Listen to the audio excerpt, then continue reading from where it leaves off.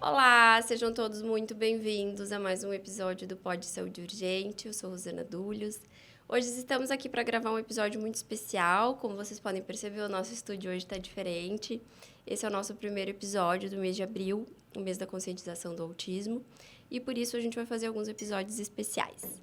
Hoje a gente vai gravar com uma mãe e uma irmã atípica, fazendo um cenário um pouquinho diferente daquele que a gente está acostumado.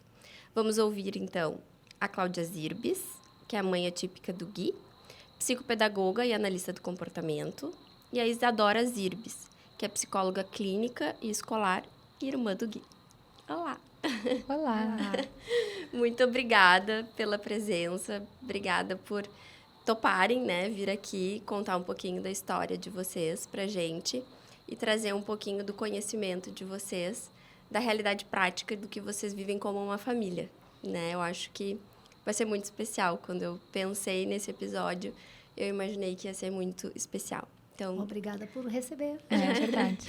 Vamos começar contigo, então. Cláudia, conta um pouquinho para nós da tua história, como foi a descoberta do diagnóstico do Gui, o que isso desencadeou na tua vida, as implicações que esse diagnóstico, que ele é um fato muito marcante, né, na vida de todas as famílias atípicas. E então eu queria ouvir um pouquinho de ti, assim, o que tu tem para nos contar. Bom, o Guilherme já está com 17 anos, né? Então a gente tem esse diagnóstico há 15 anos. Então há 15 anos a minha vida mudou bastante e eu lembro com muita clareza que nos primeiros meses, sempre que eu acordava de manhã, a primeira coisa que passava na minha mente quando eu abria meus olhos era: a minha vida mudou para sempre. E isso era uma tijolada no peito, né? Na época, eu trabalhava como artista plástica. Então, eu tinha assim, uma vida de propaganda de margarina. Eu trabalhava no meu ateliê, as galerias de arte revendiam o meu trabalho. E eu já tinha 2 filhas. A Isadora, que é a minha mais velha, que está aqui hoje. E a Isa tinha 8 anos quando ele nasceu, o diagnóstico veio quando ela tinha 10. E a Giovana, que tinha 6 quando ele nasceu, o diagnóstico veio quando ela tinha 8. Então, eu já tinha uma experiência como mãe de menina, né? E ter um filho menino era uma realização, assim, de um sonho. Eu sempre quis ter 3 filhos, então vinha toda aquela expectativa, né, com relação a ele. E quando veio esse diagnóstico, é como se destruíssem o meu sonho, né? Todas, para mim e para o meu marido, as coisas que a gente imaginava, do que queria fazer no futuro. Então, tudo isso é subitamente ceifado, assim, né? E foi, de fato, muito difícil. A gente fala em luto, né, do diagnóstico. E as implicações mais práticas foi que a vida de propaganda de margarina acabou, né? Eu não tinha nem tempo para pintar. Eu sempre fui uma pessoa que gostou de estudar. Eu sou formada em farmácia, mas eu já não trabalhava na área da farmácia há alguns anos, né? Quando eu tive as meninas, eu trabalhava na indústria farmacêutica e eu tinha que viajar, então eu pude me dar o privilégio assim de me dedicar mais à maternidade, e pintar era perfeito, né? Trabalhava por conta. Então, as implicações imediatas foram essas. Eu parei de trabalhar, meu marido começou a trabalhar mais para bancar o que ele precisava e comecei a estudar muito, né? Pensa que em 2009 a informação não circulava como ela circula em 2025, né? Em 2009 era outra realidade. Não existia Instagram, né? Existia o Facebook, que todo dia eu olhava para aquilo, que me perguntava: o que você está pensando, né? Eu assim, meu Deus, que a minha vida mudou para sempre. Cadê as outras pessoas que também têm um filho autista, que estão passando pelo que eu passo? E eu fui encontrar essas outras pessoas no Yahoo Groups, em grupos de e-mail, né? E esses grupos me abriram uma série de portas. Conheci pessoas, conheci educadoras especiais. E a intervenção do Gui, ela foi se construindo de uma maneira bem diferente do que é hoje, né? Com o plano de saúde, mesmo com as brigas que a gente tem com o plano de saúde, pelo menos é uma possibilidade. Na época, não existia nem profissionais, né, para trabalhar com análise do comportamento, conseguir um TO era uma coisa impossível. Então, a gente foi trabalhando com o que tinha. E, desde o princípio, eu entendi que o meu papel ia ser muito importante, né? O meu protagonismo no desenvolvimento do Gui, porque eu não tinha outras opções. E que bom que eu podia fazer isso, né? Dentro da minha bolha de privilégios, eu pude parar de fazer o que eu fazia para me dedicar para ele. Então, estudei muito, viajei para buscar esse conhecimento fora daqui.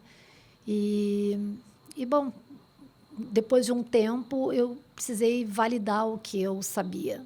E foi aí que eu fui fazer psicopedagogia. Uma pessoa que não tinha nenhuma formação, nem na pedagogia, nem tinha uma formação na área da saúde, né? E a psicopedagogia me ajudou a entender o universo das escolas. Minhas colegas, na maioria, eram professoras, orientadoras. Me abriu portas, ainda que eu não tenha aprendido nada sobre autismo na psicopedagogia.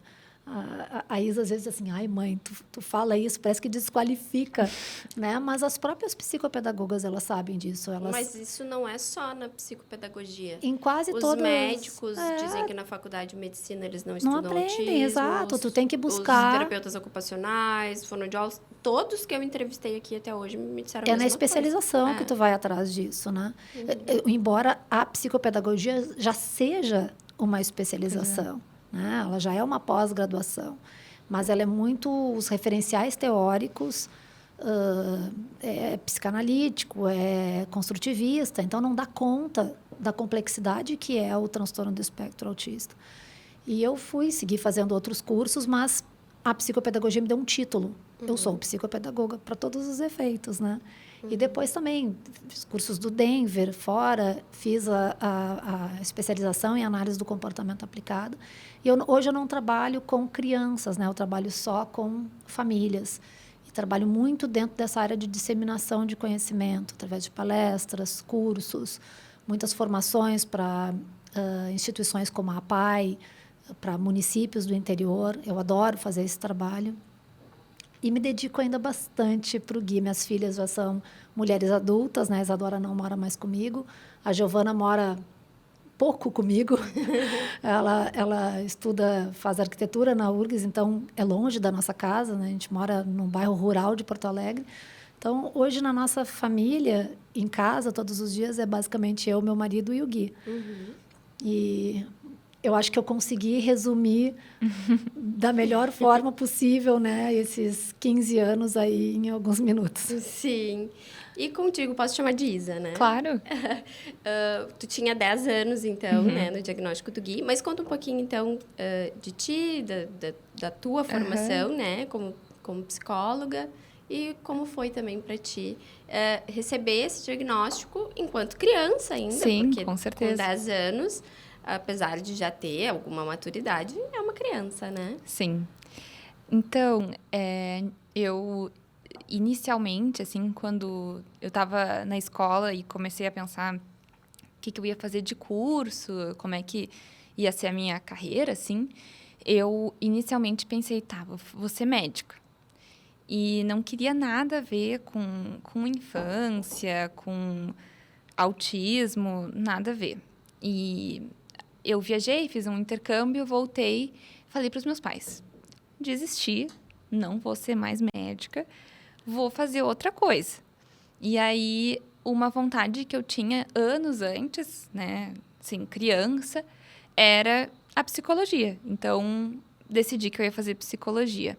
E não entrei na psicologia para trabalhar com autismo, mas dizer que eu entrei na psicologia e o autismo não tem nada a ver com isso é mentira também, né?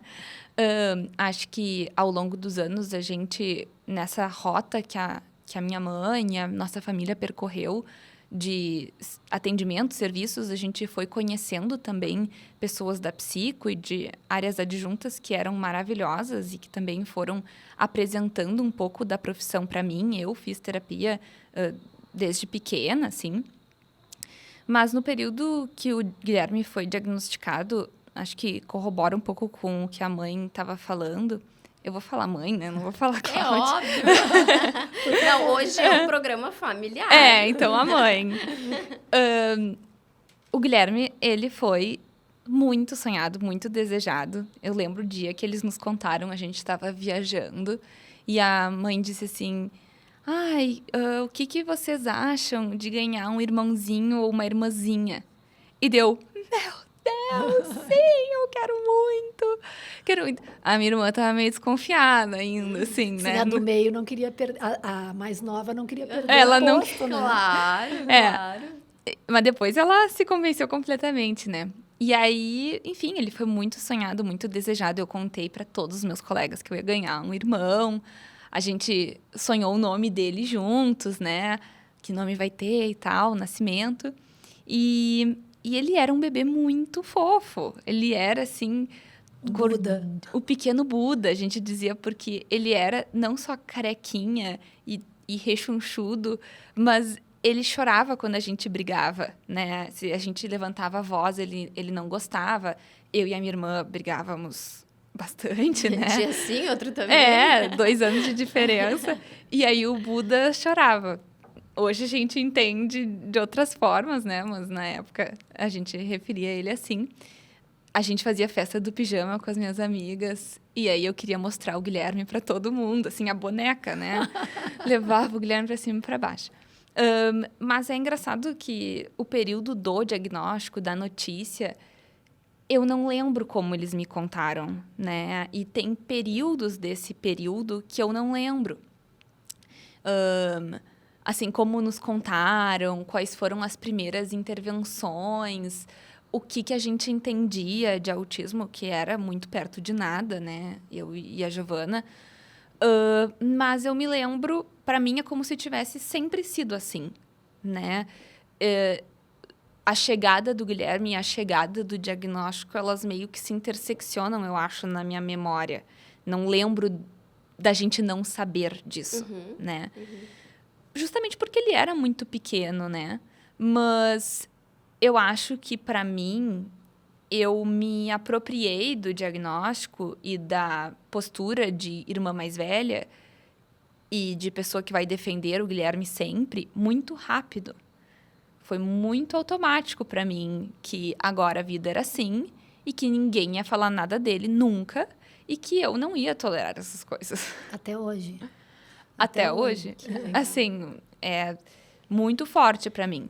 Então, eu me lembro que na escola eu falava abertamente sobre isso, nunca foi um tabu, nunca foi um segredo na nossa família, para outras pessoas.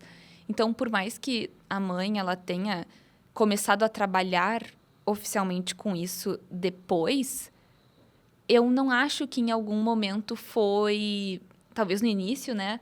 Mas sempre foi algo que a gente falou, assim, sobre isso, tanto dentro da nossa família quanto fora.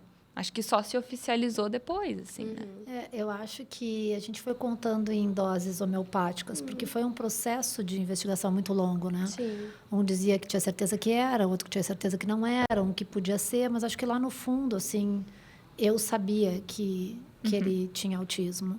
Então, a gente foi colocando isso, a gente não queria dar uma sentença sem ter certeza, mas, ao mesmo tempo, era um movimento todo que estava acontecendo e elas não eram tão pequenas, né? Mas eu me lembro de um dia especificamente da minha mais nova, né, do meio, que eu disse sim, o Gui ele é autista, ele tem autismo, alguma coisa assim.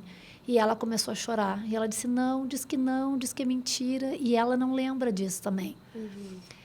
Agora no almoço a gente estava comentando, né, que será que tem algum viés de trauma isso que tu bloqueia por ser uma notícia, né, impactante, ou foi porque foi em doses mais graduais, né, Sim. até isso se cristalizar como um diagnóstico?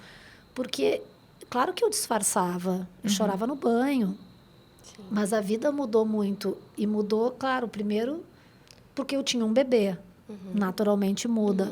E segundo, porque no momento que veio o diagnóstico, eu fiquei infinitamente menos disponível. Então, imagina, eu era mãe de meninas, né? Era aquele universo de meninas, e de repente eu era mãe de um menino autista, que precisava de infinitas coisas, e terapias, e eu estudar, e eu correr atrás das coisas, né? Então, foi eu acho que todo o impacto que eu senti, eu tentava absorver para elas sentirem o menos possível. Mas a criança tem uma sensibilidade grande com também certeza, de sentir que com tem certeza. algo, né? E por mais que eu acho que, né, não me lembro de ver a mãe chorar na nossa frente, ou, enfim, mas era muito óbvio que ela estava diferente, e o meu pai também, né? Faz todo sentido. Eles estavam passando por uma transformação muito grande, mas eu acho que a gente estava falando da experiência dos irmãos e como ela é completamente diferente. Acho que tem um fator que é que eu e a Giovana somos muito próximas, né? De idade, de experiência, e a gente sempre teve uma outra. Então, a gente dividia o quarto, então, às vezes, de noite, a gente ia dormir, cada uma dormia na sua cama, e a gente conversava, assim, tipo, tá acontecendo alguma coisa, né? Então, acho que tem esse lado que tornou talvez mais fácil, assim, tu ter alguém além dos teus pais para contar, né? E olha que curioso, já tem alguns anos que eu dou uma disciplina numa pós-graduação de desenvolvimento infantil e intervenção precoce, e a minha disciplina é empoderamento parental. E claro que eu levo muito das experiências pessoais, mas eu tive que estudar para poder dar uma disciplina, eu tive que me debruçar sobre esse tema e ler autores que falam sobre o fenômeno do autismo na perspectiva da família. E dentro dessas configurações entre irmãos, existe a questão da ordem do nascimento e a quantidade de filhos. Isso é um fator importante no processo de adaptação. Então, no caso delas serem duas meninas, tem a questão de gênero também, que nasceram antes desse irmão com autismo, é um fator positivo, né? Se tu tem, às vezes, um filho só, depois daquele filho com autismo, é possível que aquele filho já venha com uma incumbência, né? Porque nem todo mundo decide ter um segundo filho depois de um diagnóstico, né? Não, por mais que tu faças uma avaliação genética, ninguém pode te garantir que tu não vai ter um outro filho no espectro, né? E então aquele filho já nasce com um papel, né? Porque nós pais sabemos que nós não vamos viver para sempre, e isso é assustador principalmente se tu tem um filho com maior nível de suporte. E não foi o caso delas. Elas vieram antes e elas são duas, e como ela bem colocou, uma sempre dando suporte para a outra, né? Tem o lado bom e o lado ruim disso, né? Eu acho que tem o lado ruim de que eu acho que eu tive pouco tempo individual com cada uma. Era ou com o Gui ou com elas, né? Então, esses momentos só com uma ou só com outra ficam muito cristalizados na nossa memória, porque eles se tornaram cada vez mais raros, né? Então, quando a Isadora fez 15 anos, ela não quis festa nem nada, a gente foi viajar só eu e ela. E foi uma coisa, assim, incrível para nós duas. E a Giovana quis a mesma coisa. Foi viajar eu e a Giovana, tipo, tempo com a mãe, né? Agora mesmo, no almoço, né? Ela estava de aniversário segunda da semana passada. Eu fiz segunda agora. Eu também! Dia Sério? 10 de março. 10 de março também! Olha! Parabéns para nós! 3 piscianas. E aí nós fomos almoçar e aí eu queria dar um presente para ela, né? Que ela escolhesse um presente. No fim, ela não conseguiu escolher nada, né? E ela falou assim, tempo de qualidade é melhor ainda, né? Que a gente se divertiu, a gente riu, a gente tomou um café. Porque são momentos, ainda mais agora que ela não mora mais em casa, né? Sim. Mas eu penso que sim, né? E acaba que, como tu disse, assim, cada família dependendo de como é a estrutura, né? E acho que o fato delas serem duas irmãs também tem a questão do compartilhar, né? Sempre que a gente tem... Sim. a gente fala muito da questão dos grupos, né? O quanto é importante as mães conversarem umas com as outras para compartilharem as suas experiências, né? Querendo ou não, vocês duas tinham uma ou outra, as Sim. duas vivendo a mesma situação, podendo compartilhar entre si, né? Os Muito. seus medos, as suas angústias, né? As suas questões. Sim. Não, E agora que ela é psicóloga, então é melhor ainda. Ah, Coitadinha. Não, Agora ela tem que analisar todo mundo. Exatamente. Qualquer coisa, todo mundo recorre para ela. eu não moro lá, mas eu sei tudo. Eles me chamam. Ela é a mediadora. Mediadora de conflitos. Sim. E isso tudo vocês viveram numa fase também, né? A gente tá falando de 15 anos atrás, né? Num momento em que autismo não era falado da maneira como é hoje, né? Então, de uma certa forma, era tudo, acho que meio no instinto, assim, né? Hoje se tem muita teoria, né? Que foi o que tu foi atrás, na verdade, né? Dessa teoria, mas era tudo na base do instinto mesmo, né? Muito, muito. A gente... bom, a Isadora, às vezes, chegava... Teve trocentos terapeutas que frequentaram a minha casa, né? Eu tentei construir aquele modelo de intervenção o mais domiciliar possível para não ficar correndo com ele para cima e para baixo, né? A Isadora ela tinha o crivo, assim, né? Essa aí não vai dar certo. E pode escrever que não dava certo. Eu olhava e dizia, não. Olha que, A voz dela não é boa e não é agradável para o Gui. Não. olha que legal. E até hoje, né? Sim. Não, mas hoje o Gui também não tem mais. Não, hoje o Gui tá numa equipe, assim, maravilhosa. Mas a gente fala, assim, é uma rota muito complexa encontrar essas pessoas. E a gente sempre morou muito longe do centro da cidade. Então, para minha mãe era muito cansativo, porque ela tinha nós duas, que tínhamos nossas próprias atividades, balé, ginástica olímpica, a escola, as nossas amigas, e o Gui, que tinha as coisas dele, né? Então, também é uma equação muito difícil de tu fechar. Uma pessoa que é legal, né? Que tu acredita no trabalho. A gente sempre falou que a mãe não é fácil também, porque ela estudava muito e aí, às vezes, a relação com os terapeutas também é complexa. Claro. E eu sempre falei isso, né? Tipo, vamos ver, né? Porque às vezes o terapeuta se sente também Ameaçado invadido. até, Então, é uma equação muito difícil tu fechar todas essas pessoas.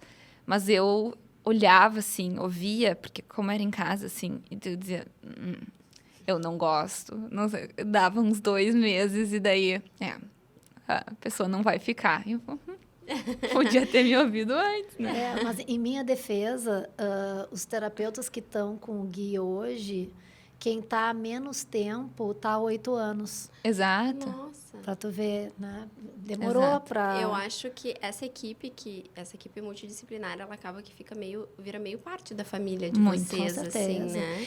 E também, em minha defesa, tem terapeutas daquela época que são amigas até hoje, assim, Sim. pessoas que a gente sente saudade, né? Que Sim. almoçavam na minha casa. Então, eu acho que não é... Para mim, nunca foi importante a pessoa ser detentora de todo aquele saber. E talvez eu tivesse acesso a uma informação privilegiada porque eu morei fora, né? Eu morei nos Estados Unidos, então eu falava inglês. Então, eu conseguia estudar coisas, ler livros e fazer cursos que não tinha aqui. Mas, para mim, era importante as pessoas serem abertas a esse diálogo.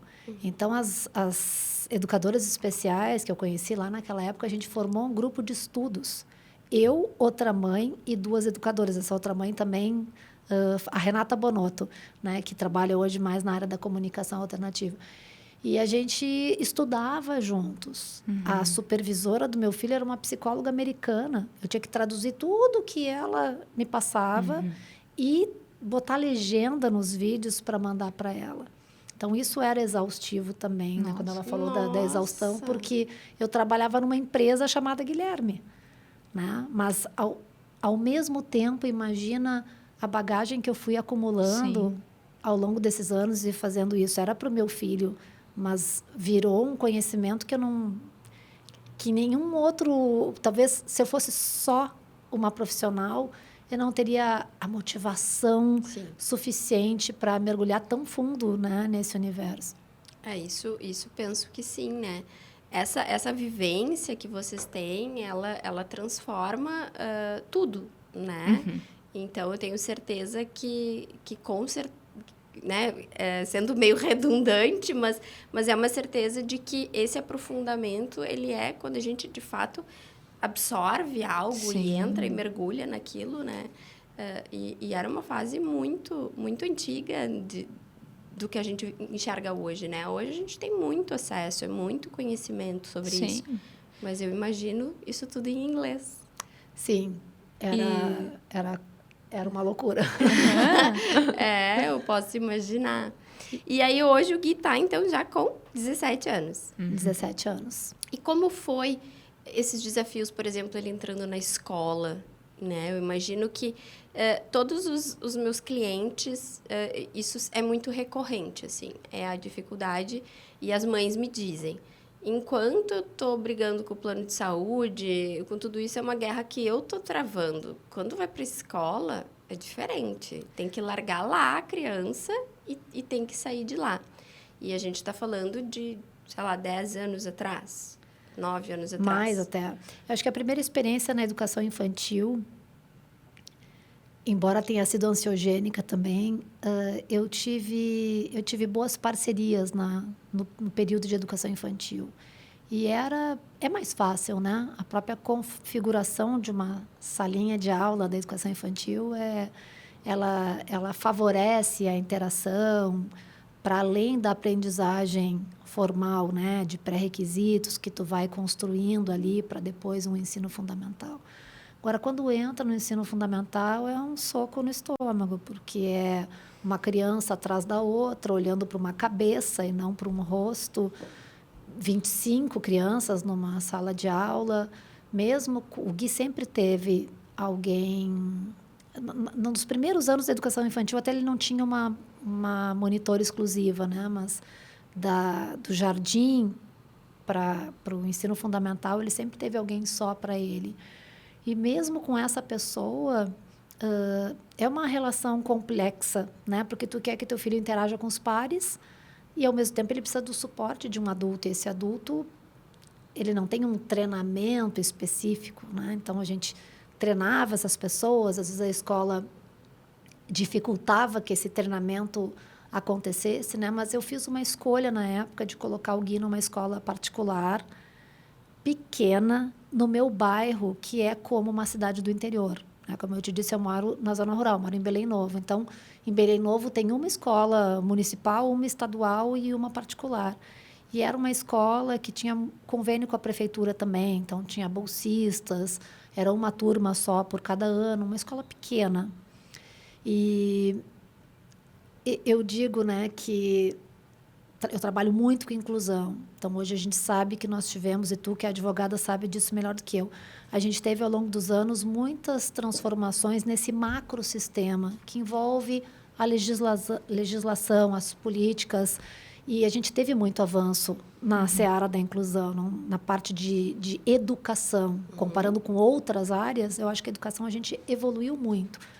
Ainda tem lacunas gigantescas, mas não dá para dizer que não houve avanço nesse macrosistema. No mesossistema, que é a instituição, a escola em si, a gente tem uma escola modelo industrial. A mesma escola que uma criancinha está entrando hoje, é a que o Gui e minhas filhas frequentaram, a que nós frequentamos, que os nossos pais e avós frequentaram. Mudou muito pouco. Só que a criança de hoje não é a criança do século passado, né? Bom, tu é do século passado. De uma criança, né, que hoje seria um idoso, né? Mudou demais. E, então, não acompanha. E o microsistema é aquele que envolve as ações individuais de cada um de nós. Então, quando tu tem uma professora, que é parte desse microsistema, fazendo a inclusão da melhor forma possível, com intenção, buscando os recursos, os apoios, as estratégias, enxergando objetivos reais e com significado para aquela criança, a coisa funciona.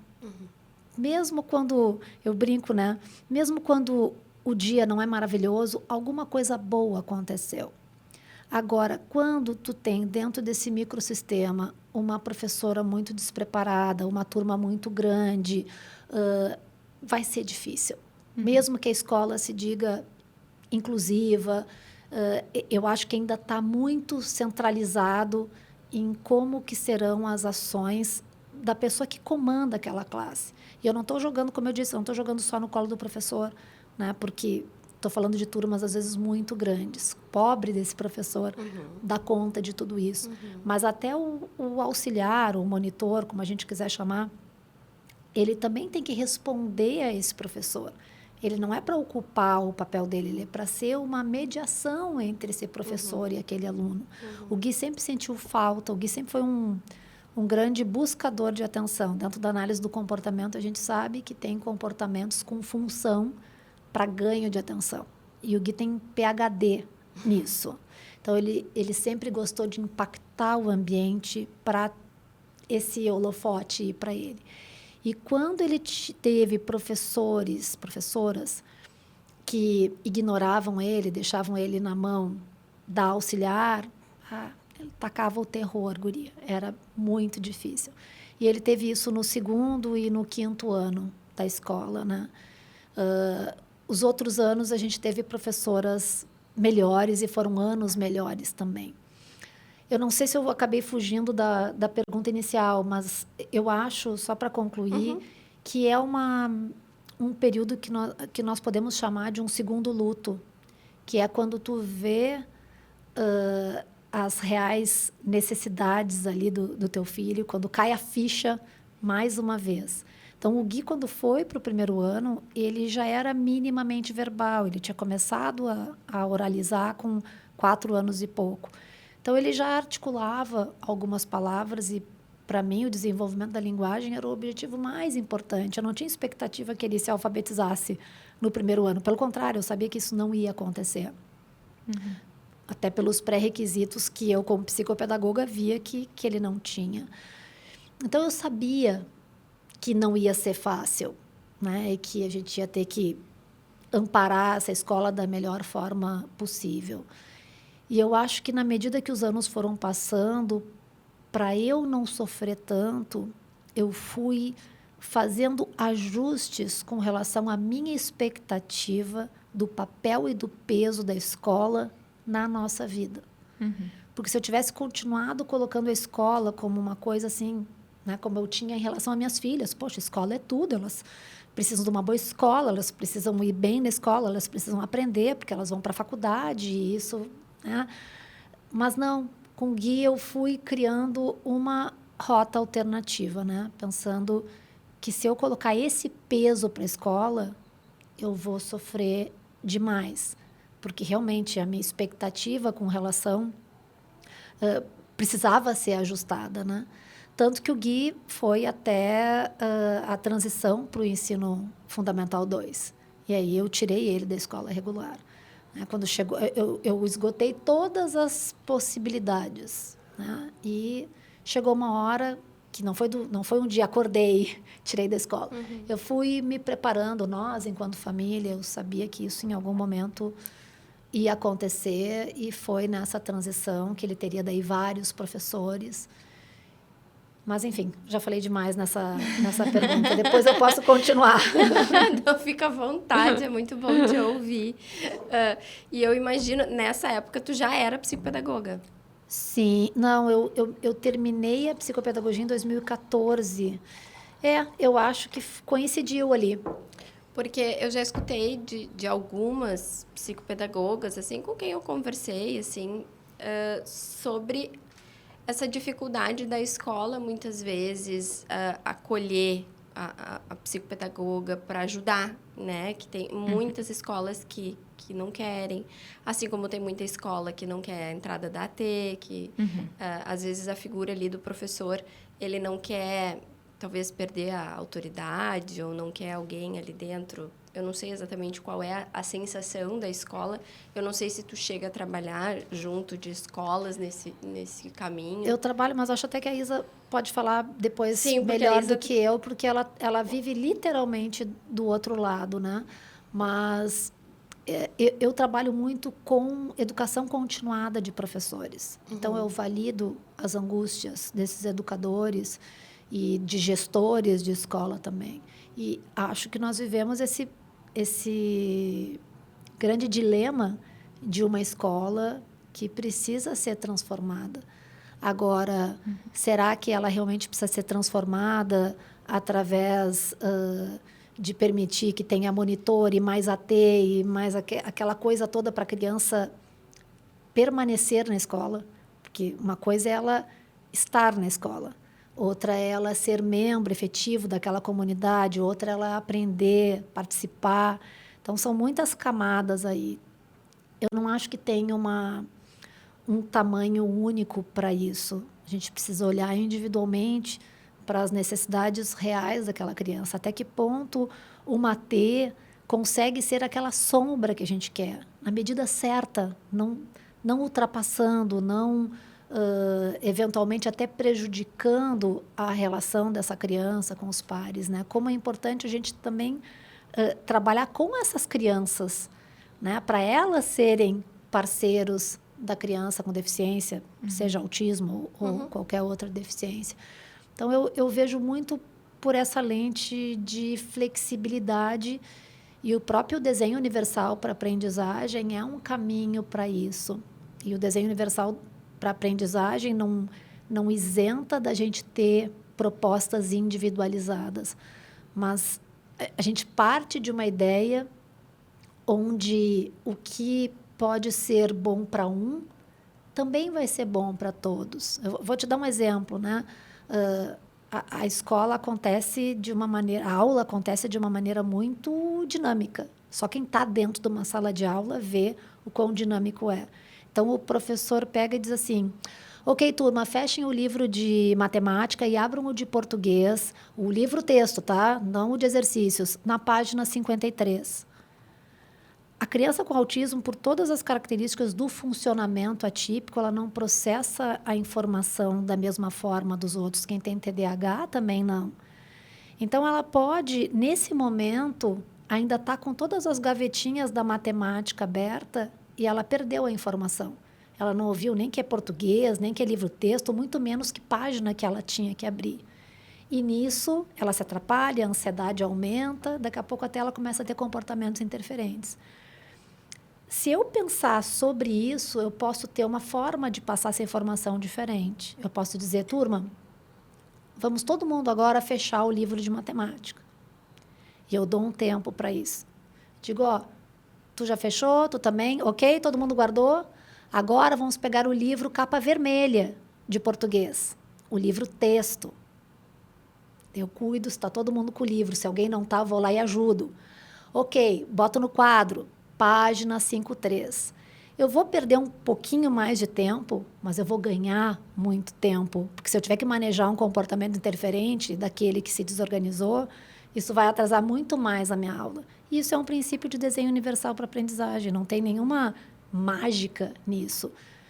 E depende muito de microsistema, de estilo de ensino do professor. E depende da educação continuada que esse professor também recebe, né?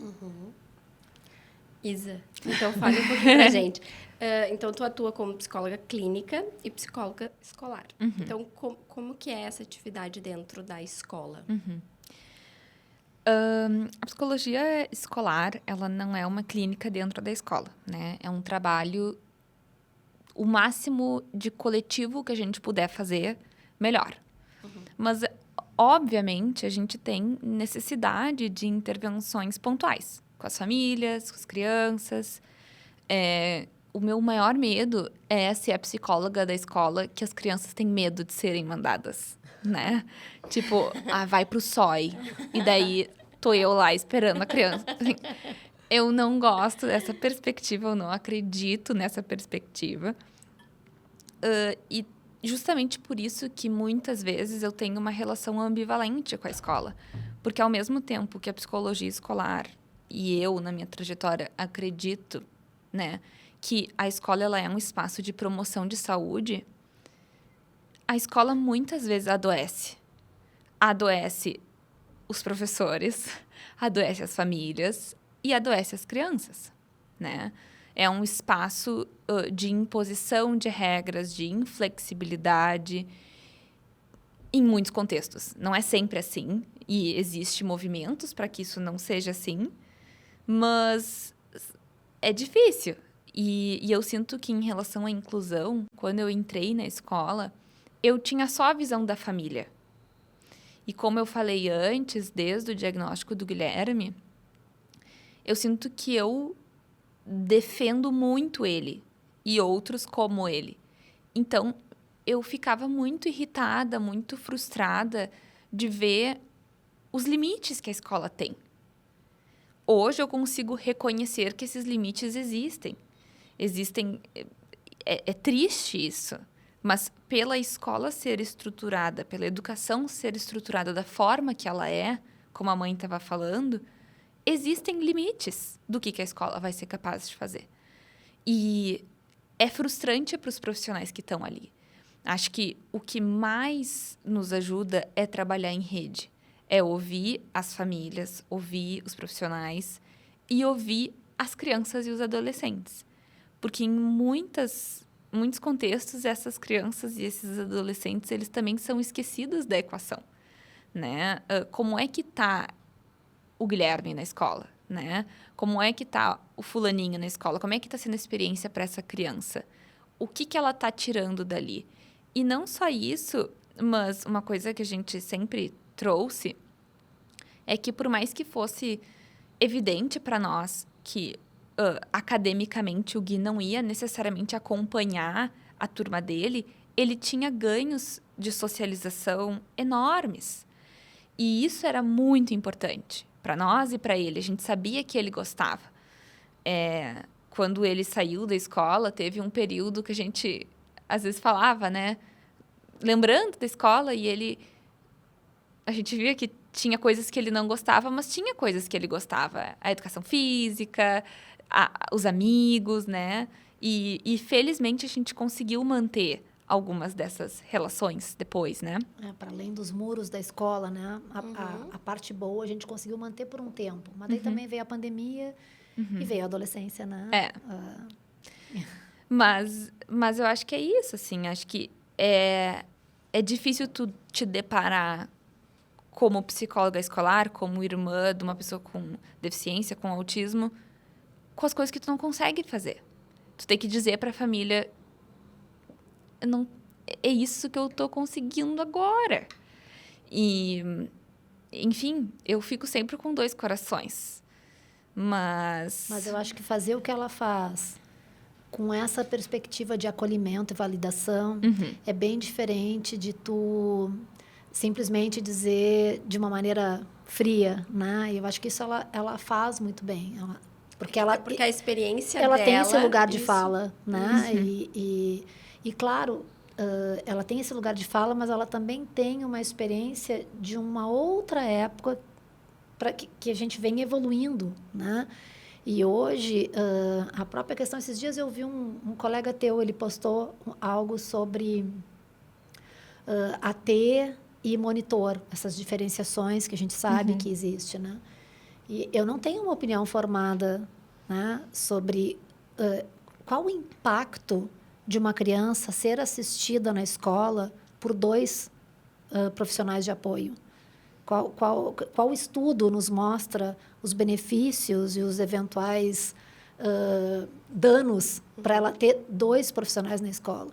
E são questionamentos importantes, porque quando o Gui estava no último ano da escola, o último ano que ele frequentou a escola, ele tinha uma AT, não era uma monitora. A escola me permitiu ter uma AT, ela tinha supervisão em aba toda semana.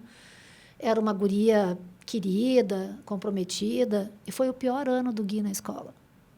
Com uma profissional que não tinha mais para onde ir. Os problemas de comportamento do Gui eram inúmeros. E ele não era ainda um adolescente. Né? Então, tudo aquilo me botou assim à prova, né? O que mais que eu posso fazer para tornar a vida do meu filho melhor?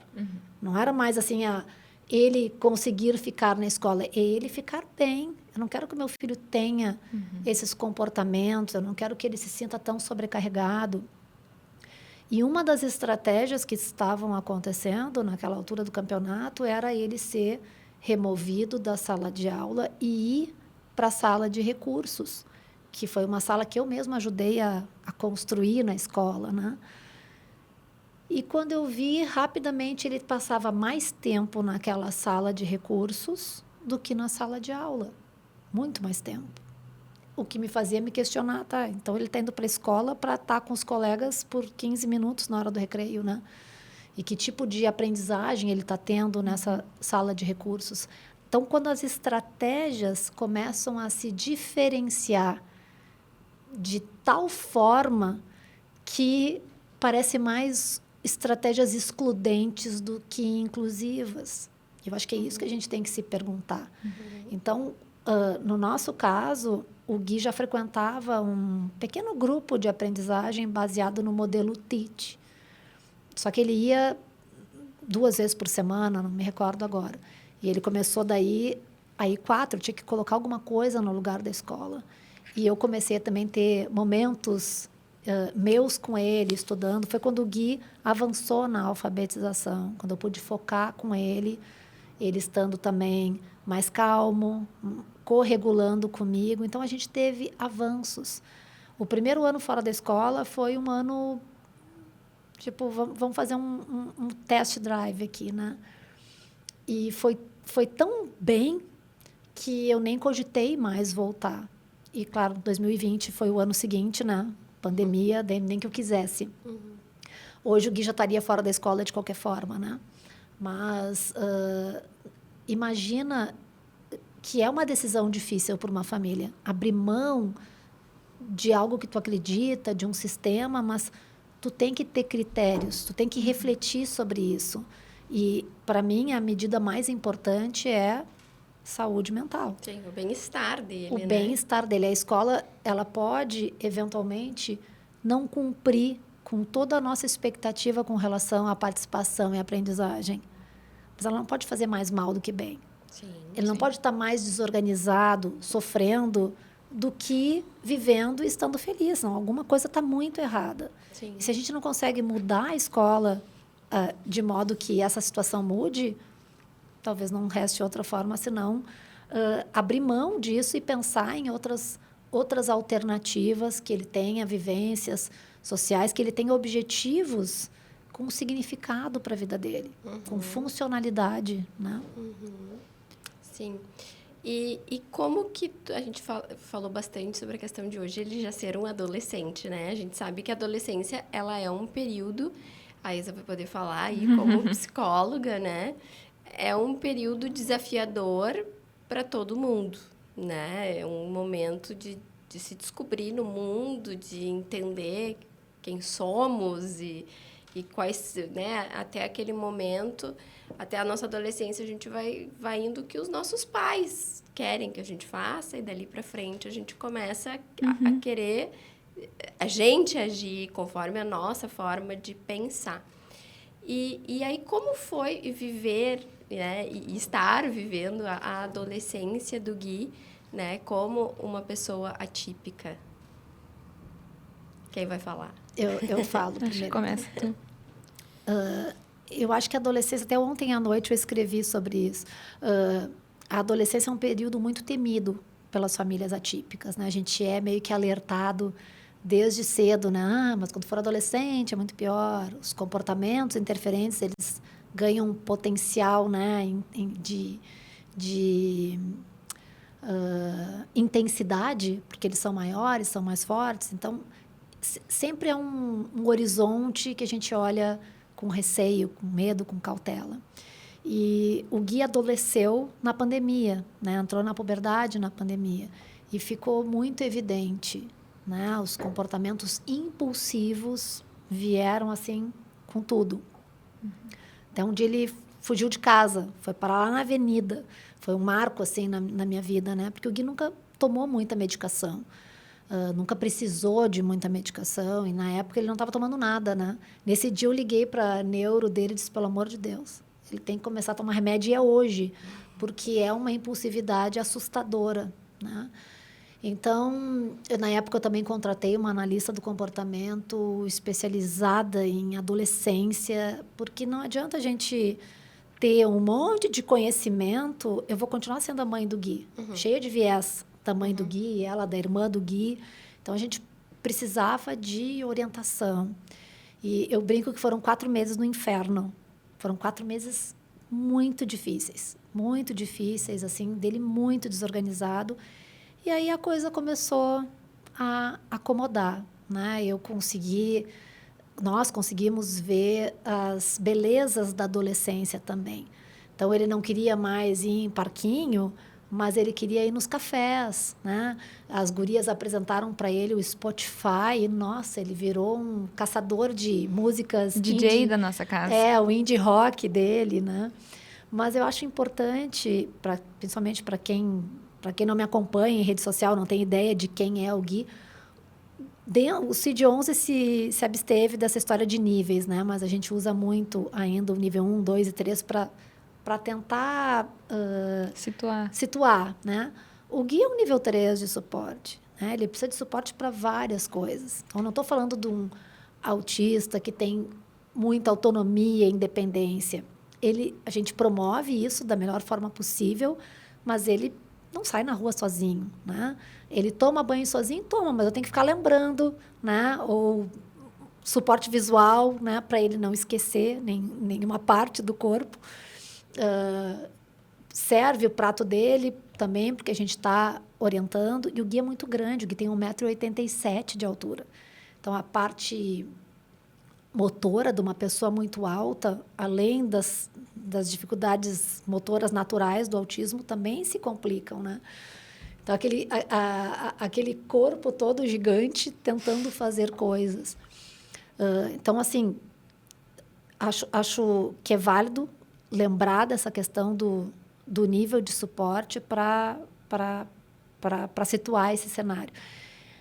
Agora, foi um período que ele começou a apreciar outras coisas. E, passado esse período mais desafiador, a gente conseguiu enxergar nele uma companhia, uma pessoa mais parceira para fazer coisas que antes eram mais chatas para ele, né? Então, ele gosta de ir em restaurante, ele gosta de coisas gastronômicas, é com ele mesmo. E ele sempre gostou muito de viajar, né? Ele nunca foi rígido nessa coisa de querer ficar em casa fazendo as mesmas coisas. Mas, apesar de gostar muito de viajar, ele tem um repertório de interesses restrito, né? Então, gosta de ficar na piscina, gosta de ficar coisas que têm água, caminhar, trilha, andar de bicicleta, tudo que envolve movimento e celular. E no celular é basicamente YouTube, 2, 3 joguinhos e Spotify. Muita música, né, na vida dele. Então, eu acho que a adolescência, apesar daqueles 4 meses, ela tem sido uma surpresa boa, né? Não foi tudo aquilo assustador que eu achei que seria. E nesse período ruim, o Gui teve comportamentos agressivos. Puxava cabelo, nós todas com cabelo comprido. Então, foi muito sofrido ver ele fazendo aquelas coisas, né? E a gente sentindo os efeitos, as consequências desses comportamentos dele. Mas aí eu sou grata também por tudo que a análise do comportamento aplicada me ensinou. Não só as práticas baseadas em evidência, mas as práticas baseadas em experiência, né? E pensando em corregulação emocional, em estratégias que me ajudaram a entender o papel do ambiente no comportamento dele e como que era a melhor forma de nós agirmos para ajudar ele a se regular e ser esse menino que ele é, carinhoso, muito falante, né? Hoje os maiores desafios vêm que o Gui não cala a boca. Ele é minimamente verbal, mas ele não cala a boca.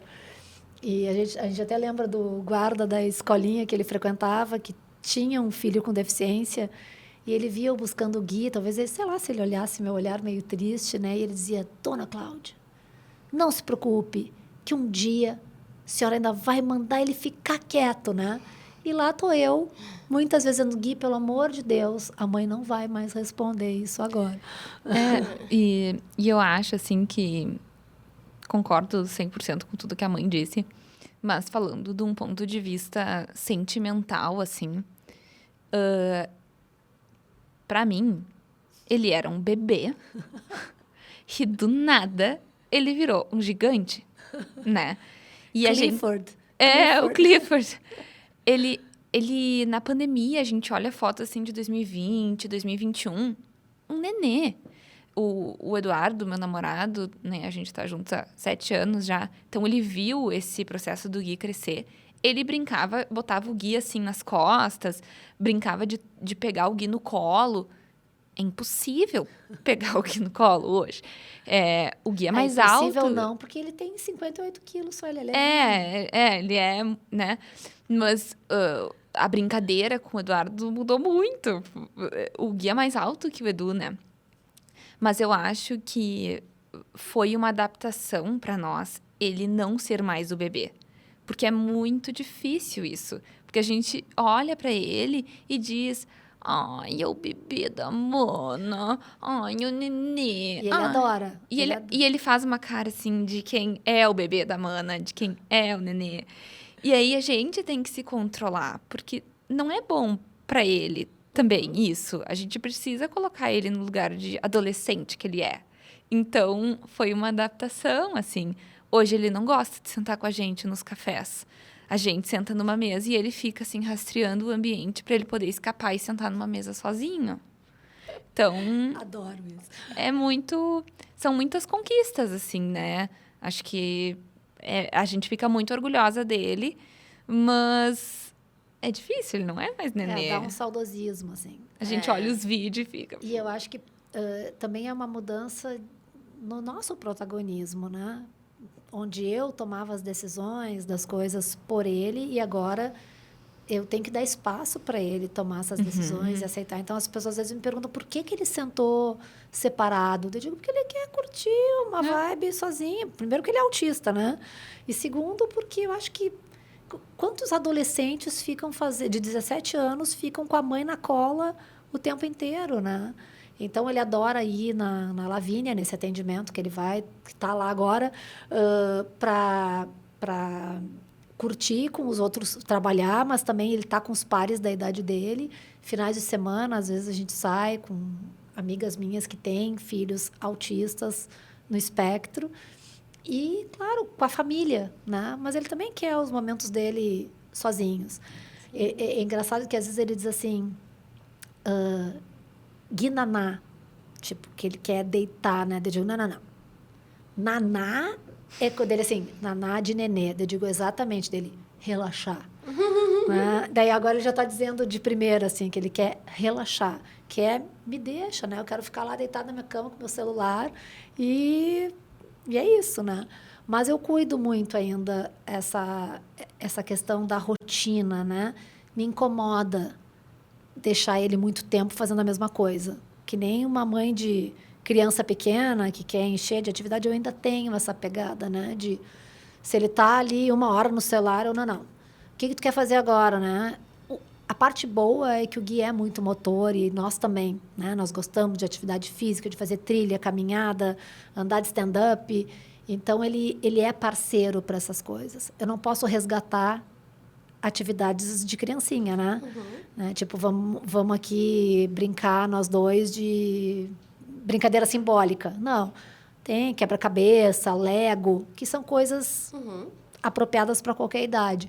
Mas essa também foi outra mudança que a gente sente, né? As coisas que ficaram para trás da infância, que ele não chegou a atingir, que ele não conseguiu, que a gente não pode considerar uma habilidade sedimentada, ficou para trás. Eu não vou resgatar isso, né? Sim. E tu falou no início, assim, da questão da tua proteção, né? Que tu dizia lá pequenininha que tu ia cuidar e tu ia proteger ele sempre. E aí eu fico aqui me pegando, e ele agora adolescente, Ah, sim. maior que tu. Nossa! Esse instinto de proteção deve dar É. uma bagunçada pra ti, né? Dá, mas é engraçado, a gente tem muitas experiências, assim, inclusive recentes, né? Por ele ser alto, ele fala muito, ele é muito carinhoso, então ele quer me dar beijo, ele quer me abraçar. A minha mãe, ele gosta de arrumar o nosso cabelo, né? E Ele tem uma voz assim, muito grave e alta. Então ele chama atenção. Ele é lindo, tudo isso. Ele chama atenção. E aí a gente vê as pessoas olhando ele estranho. E isso evoca o pior que tem dentro de mim. Mais dela do que de mim. Eu nunca fiz nada grave, nunca briguei, mas eu vejo isso e eu fico muito chateada, acima de tudo, e muito irritada, porque eu sinto que a gente não andou nada, sabe? Eu vejo as pessoas que andam comigo, meus amigos, não falam palavras tipo retardado, mongolão, autista, que muita gente usa. Porque eu já fiz todo o discurso, né? Acho que é inaceitável falar isso. Mas na rua, eu vejo, às vezes, adolescentes que têm a idade do Gui, olhar ele estranho, rir dele. A gente teve uma situação agora numa farmácia, assim, e o Gui tava andando para cima e para baixo na farmácia porque ele queria ir embora. A mãe e a Gi olhando produtos de skincare e eu com o Gui, e eu via, era um grupo, assim, e aí elas olhavam para ele e seguravam o riso, sabe? Faziam... E olha... Nossa, aquilo começou a me dar um nervoso, assim. E daí eu passei por elas e falei, com licença. Mas olhei firme, assim. Porque o Gui não sente. Ele não... Não sei se ele não sente. Eu não sei. Eu não quero presumir que ele não percebe que estão... Sabe? Ele nunca falou nada. Mas eu acho que ele merece respeito. Sim. E isso é uma falta de respeito. Então, nesse sentido, eu me sinto ainda muito protetiva dele, assim. E talvez por isso também eu gosto de pessoas que gostam do Gui. Essa é a minha linha de base. É o teu filtro social. É o meu filtro. Todas as pessoas que trabalharam com a gente gostavam muito do Gui. E isso, para mim, me basta. Se o Gui gosta da pessoa, então... Mas as pessoas que estão com o Gui muito tempo, né, gostam muito do Gui. E eu tenho certeza absoluta que sentem da mesma forma que eu. Então, eu acho que é isso, assim. Acho que ele não necessariamente precisa da minha proteção. Ele não é mais uma criança pequena, né? Mas eu acho que, acima de tudo, ele merece respeito, dignidade. E uma pessoa rir dele numa farmácia ou em qualquer ambiente fere esse direito dele. E o que eu puder fazer para que isso não aconteça, seja capacitando pessoas, empresas para não rotularem ele, vibrando quando um estádio de futebol cria uma sala sensorial, quando a gente vê na fila de super que tem ali para autistas na fila preferencial, isso me dá um alívio de saber que o mundo está esperando por ele, né? Mas, às vezes, a gente vê coisas... Eu acho que o advento do uso do cordão, do girassol... O Gui não gosta do cordão do quebra-cabeça. Ele diz que é patati patatá. Então, ele usa do girassol, né? Eu acho que isso facilita um pouco esses espaços públicos, né? Que as pessoas, mesmo que olhem... Eu entendo ele fazer um barulho... Chega perto de uma pessoa e faz... A Assusta. pessoa olha, né? Mas ela olha e não fica encarando. Ela vê o colar, faz a leitura e segue na dela. Isso não me importa. O encarar me incomoda. E eu hoje, até, acho que faz uns 2 dias, um pai que assistiu uma palestra minha no interior me chamou no direct e me perguntou... no interior isso é muito pior, tá, gente? É infinitamente pior do que numa capital. E ele queria um conselho para o que fazer nessas situações, porque ele estava com medo de daqui a pouco perder a postura e acabar né, Brigando, partindo para uma... E a minha sugestão para ele foi assim, olha, normalmente eu enxergo um escudo protetor. Eu não olho, eu não estou olhando, procurando se tem alguém olhando para o Gui. Mas, quando a coisa é muito ostensiva e, eventualmente, eu acabo olhando, eu normalmente tento constranger a pessoa. Né? Esse é meu foco. E se eu constranger ela com educação, é melhor ainda. Só que, às vezes, é difícil também a gente controlar emoções.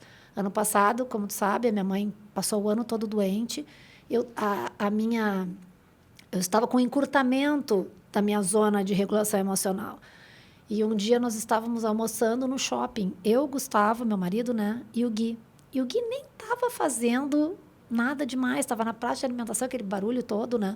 Mas quando ele queria alguma coisa, ele falava com a voz um pouco mais alta, né?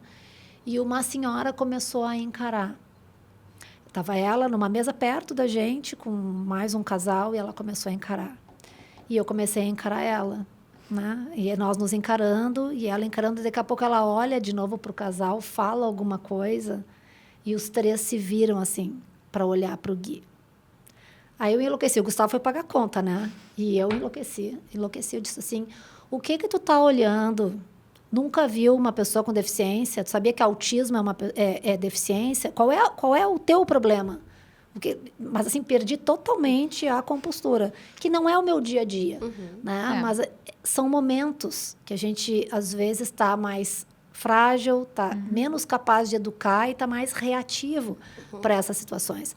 O casal, a guria pediu desculpa, né? Mas a mulher ficou horrorizada me vendo gritar. E o Gui, tipo... O Gui nem aí com essa situação. Só que, assim, histórias como essa... A gente tem várias, né? Dá para escrever um livro de situações constrangedoras, de tu estar numa fila preferencial e alguém te dá uma piadinha assim, ai, bebezinho de colo, né? Coisas desse tipo. E eu acho que é sempre mais assertivo dizer assim, meu filho tem autismo, mas às vezes a pessoa diz, ah, tá, né? E o Gui é evidentemente autista.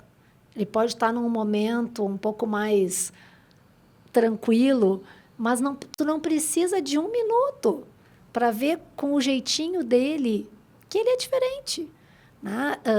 Eu entendo tu ter mais dificuldade com pessoas mais funcionais, que mascaram os sinais do autismo.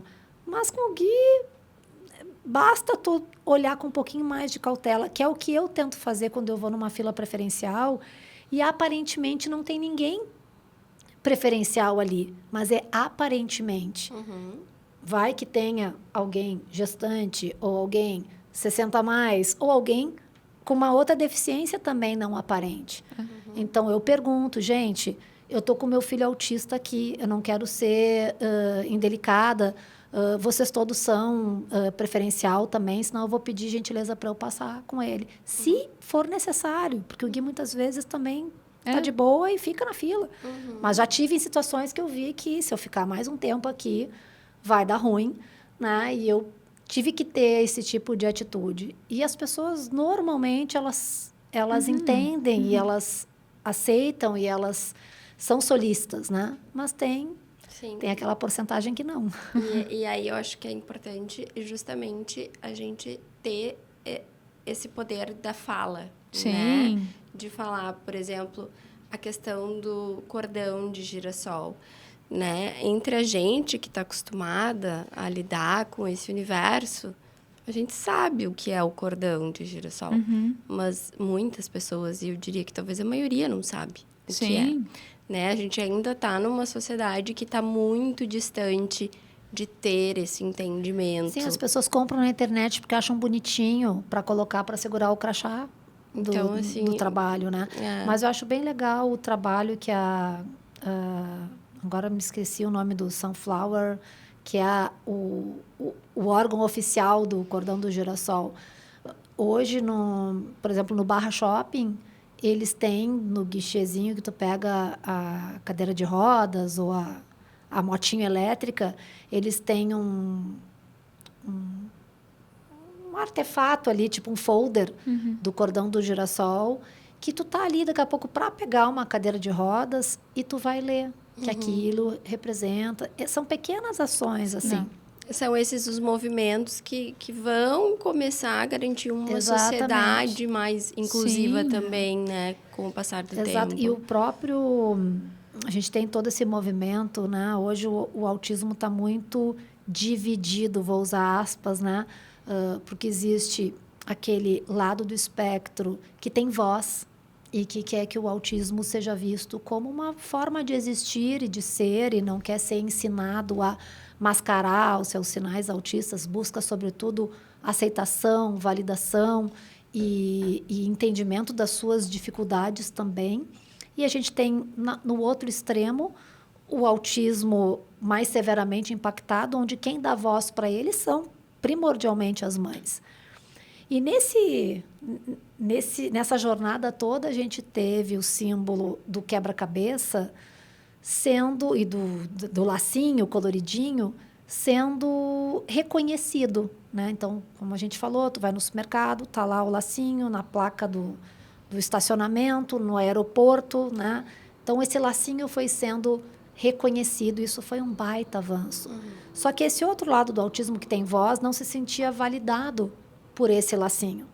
Eles entendem que o símbolo que melhor representaria o espectro do autista, do autismo, seria o símbolo do infinito, que não prevalecesse a cor azul, por exemplo, para validar o autismo em mulheres. E às vezes me perguntam sobre isso, né? Eu digo, bom, eu vou continuar sendo uma mãe de um nível 3, mas eu não posso saber mais sobre a experiência autista do que uma pessoa que tem autismo. Para mim, como mãe de um autista nível 3, eu não poderia me importar menos com isso. Que bom que tem o lacinho, que agora as pessoas sabem o que é e reconhecem e validam que aquilo é sobre autismo. Pena que meu filho não gosta do colar do coloridinho, que ele gosta do girassol. Mas, ao mesmo tempo, eu entendo esse outro lado do espectro que quer representatividade, que quer ser validado em todas as suas nuances. Eu não sei para onde é que a gente vai nisso. É possível que no futuro acabe se, tipo, que retornando para o DSM-4, sabe? Onde a gente tinha autismo, TGD, tinha outra classificação, até por uma questão, e tu vai me responder isso melhor, né? Uma questão de direitos e de como acomodar toda essa galera que, segundo os critérios atuais, estão, sim, dentro do espectro autista, dentro dessa seara de direitos, né? Então, é um tema delicado, complicado, né? A gente tende a subestimar as necessidades do nível 1. Isso é muito sério.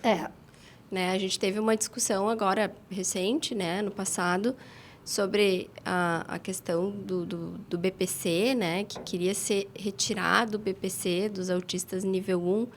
Eu, por exemplo, quando eu vou entrar com um processo e eu recebo um laudo, porque eu recebo quase todos os laudos com um nível de suporte ainda, e eu, na maioria, se é um nível 1, eu peço para tirar, então eu converso com a família para ver se a gente não consegue tirar, porque senão parece que não precisa. Então, aí daqui a pouco o juiz vai olhar e dizer assim, tá, mas para que pedir isso tudo? É um nível 1, né? Então, eu peço para tirar, porque eu entendo que para não atrapalhar.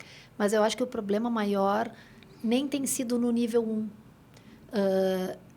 Há pouco tempo atrás, a gente tinha um critério de... Muitos pais eram diagnosticados como fenótipo ampliado, né? Não atendiam todos os critérios, mas tinham sinais.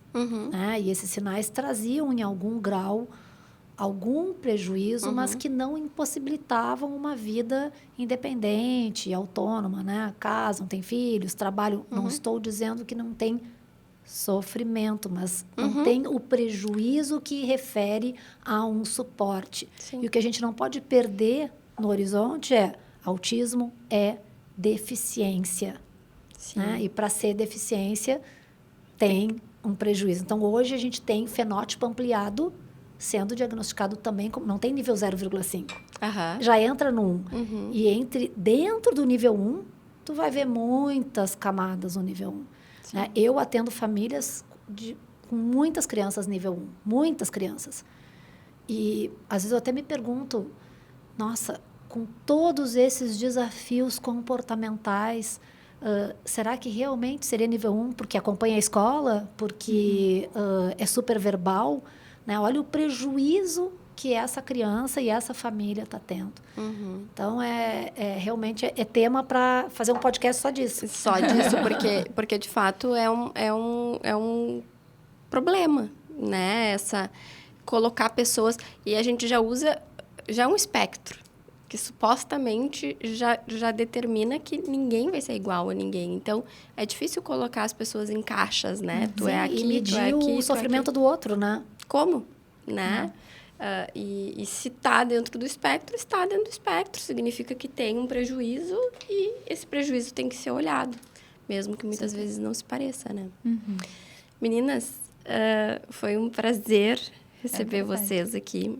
Muito bom, daria pra gente ficar aqui horas e horas, porque realmente foi muito bom. Obrigada pela presença de vocês. Obrigada por contarem a história de vocês. Acho que a gente conseguiu fazer um programa muito bonito. Eu sempre termino os meus episódios fazendo uma pergunta. Eu vou perguntar, então cada uma responde do seu jeito. Eu sempre questiono se vocês estivessem agora diante de uma pessoa que acabou de receber o diagnóstico e está naquele luto, naquele momento difícil que tu viveu 15 anos atrás. O que tu diz para essa pessoa? Eu diria que tem muita vida após o diagnóstico e pode sim ter vida boa. É claro que a gente pensa assim, e eu não me excluo desse entendimento, né, que eu estou dentro de uma pequena bolha de privilégios, né? Mas não é só sobre ter condições ou não, é sobre a perspectiva que a gente assume em relação àquela criança, né, o que ela representa. E esses primeiros anos, não digo nem meses, esses primeiros anos do diagnóstico, eles são desafiadores porque tu está lidando com a desconstrução de um sonho. E isso é muito tentador para tu querer reparar, para tu querer consertar, né? Para tu querer estimular aquela criança todas as horas que ela está acordada para, quiçá, o autismo ir embora, né? E tu curar aquela criança. Então, eu já tive exatamente nesse lugar. E a gente faz coisas, às vezes, absurdas. Recorre a práticas que não são baseadas em evidência. A gente é capaz de vender um carro, uma casa, para tentar, sei lá, dar tudo que essa criança precisa. Até porque a gente sabe que intervenção precoce é importante. Mas a gente precisa olhar para isso como uma longa jornada, né? E que essa criança, a despeito do seu diagnóstico, ela continua sendo uma criança. O autismo é a característica permanente, mas a infância, ela é curta.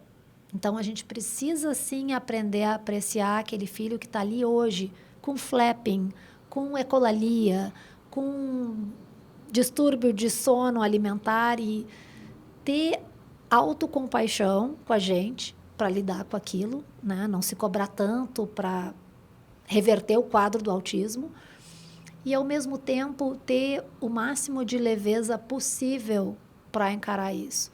Acho que ter um diagnóstico hoje, 2025, é infinitamente menos difícil do que ter esse diagnóstico lá atrás, em 2009. Porque tem informação circulando, né? A gente acha grupos de pais, a gente não se sente tão sozinho, a gente aprende estratégias para lidar com aquela criança, mesmo tu não tendo condições financeiras, né? Tem informação circulando. Sim. E a gente tem que ir para a rua. Como diz essa minha amiga lá de Santa Maria, vamos botar o bloco na rua, né? E eu brincava com as minhas amigas atípicas, se for para causar, né? Vamos de arrastão, né? Sair em parques, em praças. Ele chorou, se desorganizou. Ok, tenta outro dia, de novo, de outra forma. É fácil a gente fazer uma leitura equivocada que o nosso filho odeia tal coisa e acabar limitando as experiências. Porque lidar com autismo pode envolver lidar com a nossa vergonha, não a vergonha do filho, mas dos comportamentos do filho. E isso limitar as experiências que a gente deve proporcionar. Terapia não é só... aliás, terapia acontece em ambientes terapêuticos, né? Mas tem coisas que têm um papel terapêutico e que não são terapia, né? Então, passear, ter foco no lazer, né? Em fazer coisas juntos, em não querer corrigir a criança em cada coisa que ela faz.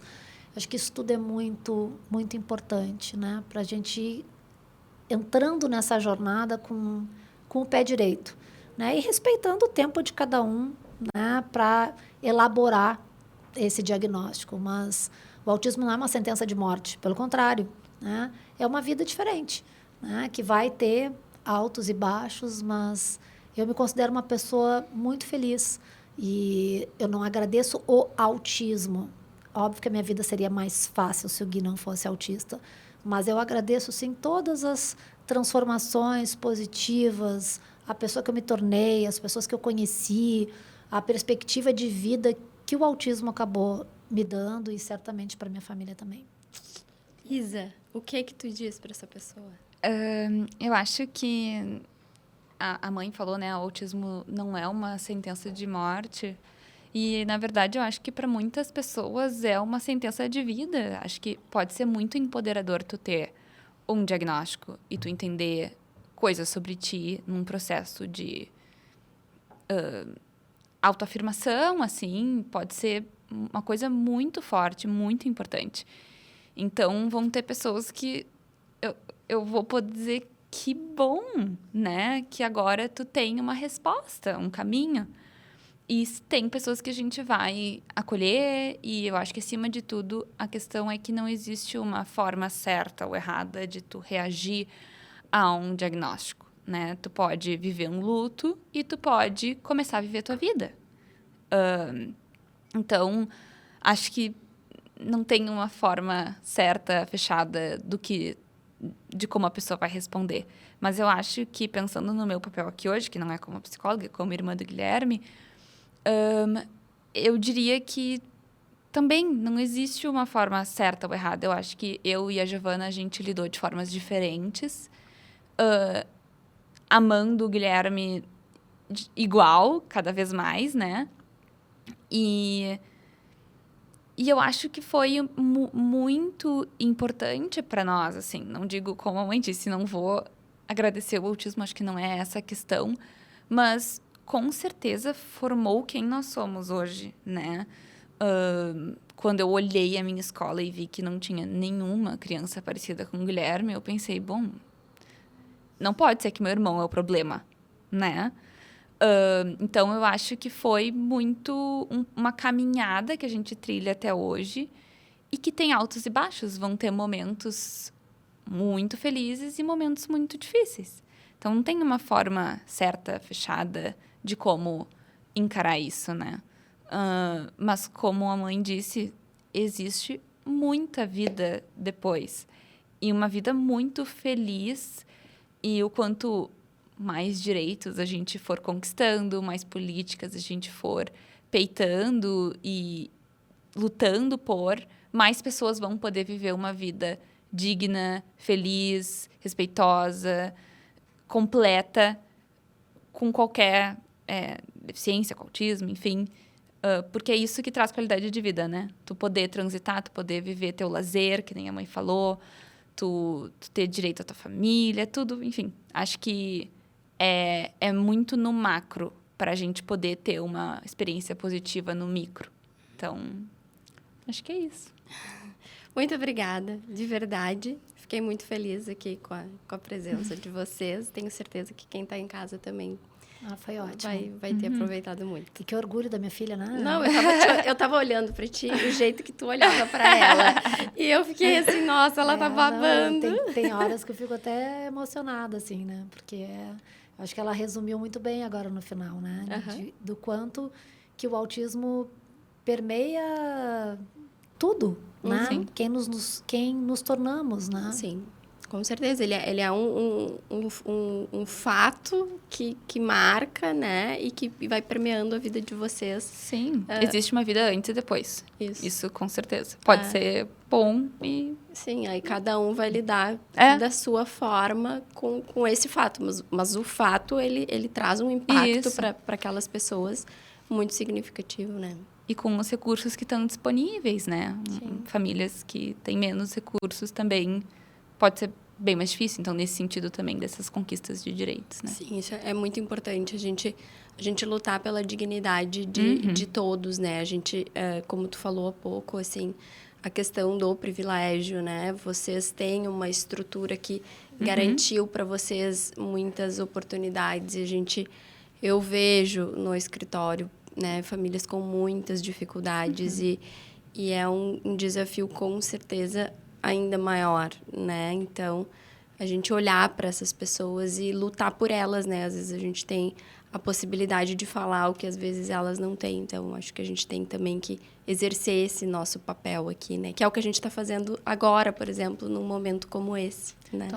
E só para finalizar mesmo, né? Quando a gente olha sob uma lente biopsicossocial, né? Esses fatores que fazem uma família lidar melhor ou pior, né? Não é só sobre a severidade do autismo.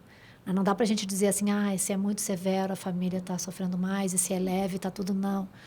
Isso até pode ser um fator junto, mas são características individuais, são presença de rede de apoio, que pode ser paga ou não, pode ser da família extensiva, são as crenças que essa pessoa tem e que podem modificar ao longo do tempo, são o estilo de enfrentamento que essa pessoa tem. Né? Como que eu, Cláudia, enfrentei isso, pode ser muito diferente de outra pessoa. Né? Uma pode fazer terapia, outra vai fazer yoga, outra vai entrar para um grupo de corrida, outra vai formar uma ONG. Não tem caminho certo, mas não é só sobre severidade do espectro. Então, mesmo que você esteja recebendo o diagnóstico de um filho, aparentemente, nível 3, que é mais difícil tu receber já de cara, né? É muito complicado falar sobre nível quando a gente fala de crianças pequenas, tanto muito leve quanto muito severo. Mas tem muitas variáveis que vão ajudar a tornar isso uma parte da tua vida. Eu não me acordo mais, a primeira coisa que eu abro os olhos e penso, meu filho é autista há muito tempo. Não é isso que eu me acordo. Eu me acordo pensando, que fome, quero tomar Muito obrigada, gurias, de verdade, de coração. Então, esse foi mais um episódio do Pode Saúde Urgente. Se você gostou, curta, compartilha com quem você acha que pode se interessar por esse conteúdo. Semana que vem a gente está de volta. Tchau, tchau.